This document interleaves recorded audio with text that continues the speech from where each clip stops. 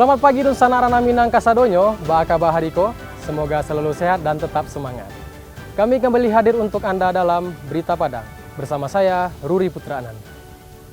Sejumlah informasi telah kami sampaikan untuk Anda. Berikut 3 berita utama hari ini. Jalan utama di Batu Busua putus total akibat banjir yang terjadi pada hari Minggu kemarin. 2 pengedar sabu-sabu ditangkap. Salah seorang di antaranya beroperasi di sebuah hotel di Pariaman. Permohonan pembuatan paspor menjelang libur Natal dan Tahun Baru di kantor imigrasi Padang meningkat.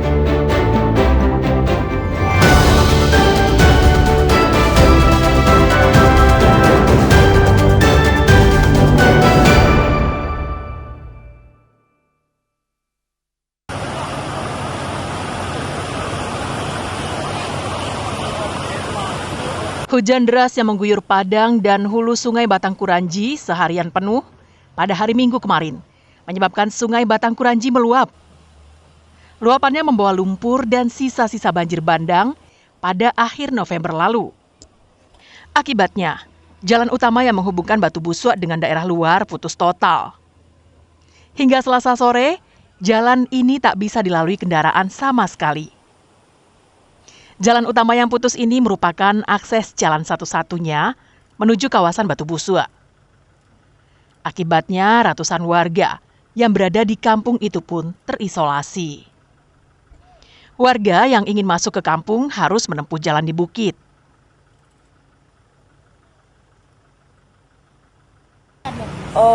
Putus akses jalannya karena jalan satu-satunya yaitu mungkin ada kira-kira 600 jiwa lah itu.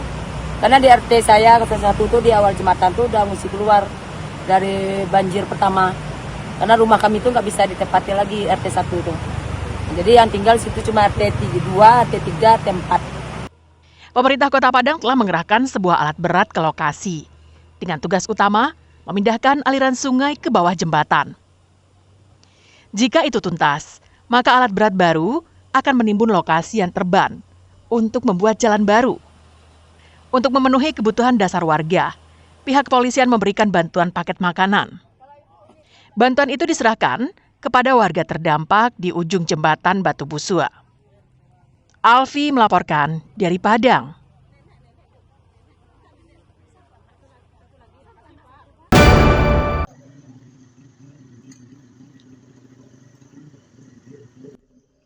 Masa tanggap darurat bencana di Pasaman Barat diperpanjang dari tanggal 16 Desember hingga tanggal 22 Desember 2025. Perpanjangan masa tanggap darurat di Pasaman Barat dilakukan karena masih adanya beberapa lokasi yang butuh penanganan. Menurut Bupati Pasaman Barat, kesulitan yang dialami selama ini adalah akses jalan darat yang sulit dijangkau dan faktor cuaca. Ditambah dengan proses pembukaan jalan dan pembersihan longsor di beberapa titik hingga kini masih berjalan. Di Pasaman Barat, 4 kecamatan yang butuh penanganan secara serius, yakni Kecamatan Talamau, Nagari Sinurui, Kecamatan Sasak Ranah Pasisia, Kecamatan Kinali, dan Kecamatan Ranah Batahan.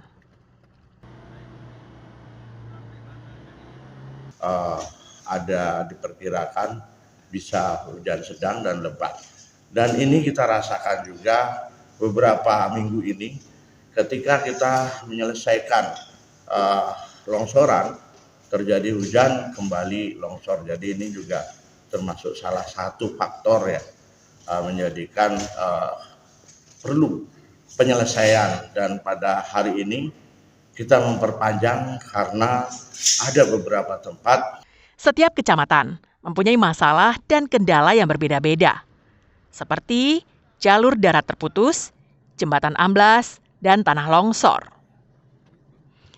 Dalam aturan yang dikeluarkan BNPB, selama masa tanggap darurat, Bupati bertugas memimpin dan mengkoordinir seluruh upaya penanggulangan bencana di wilayahnya. Mengerahkan sumber daya melalui BPBD, mengendalikan operasi SAR, dan pemenuhan kebutuhan dasar korban. Bupati juga harus memastikan bantuan bisa menjangkau korban dengan segera dan menjamin perlindungan bagi kelompok rentan. Safatul Ulum melaporkan dari Pasaman Barat.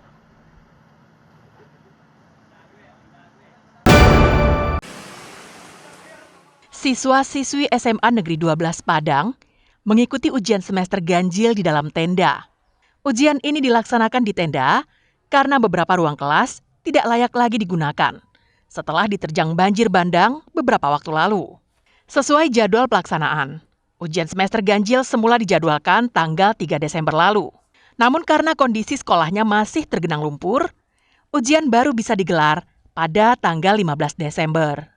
Akibat banjir bandang, banyak peralatan sekolah yang rusak, termasuk sejumlah ruang kelas yang tidak layak lagi digunakan. Akibatnya, 2 kelas terpaksa mengikuti ujian di dalam tenda. Selain itu, ada juga yang mengikuti ujian di dalam masjid dan di kelas masing-masing. Kurang sih, lebih nyaman di kelas. Apa kesulitannya dengan belajar ujian di sini? Karena kan duduknya dempet-dempet gitu, jadi agak susah konsentrasi karena banyak beribut. Harapannya gimana? Harapannya semoga aja kelasnya cepat pulih, bisa lagi belajar kayak normal, kayak biasa. Mereka yang mengikuti ujian di tenda dan masjid harus duduk di lantai dengan beralaskan terpal plastik karena kursi dan meja tak cukup untuk mereka.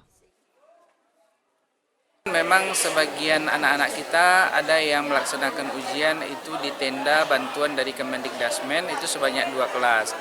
Kemudian ada di masjid 1 kelas, yang lain ada ujian di kelasnya masing-masing, tapi karena banyaknya mobiler yang rusak, meja kursi yang sudah tidak layak digunakan, sebagian anak-anak kita itu masih ujiannya itu di lantai saja beralaskan terpal.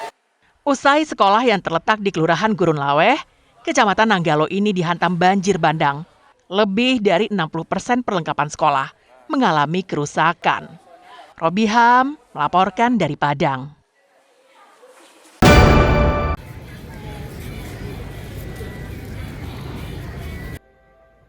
Bukit Tinggi menjadi tuan rumah pelaksanaan Musabakah Tilawatil Quran Nasional ke-41 tingkat Provinsi Sumatera Barat tahun 2025. Meskipun dilanda bencana, antusias kafilah tetap tinggi.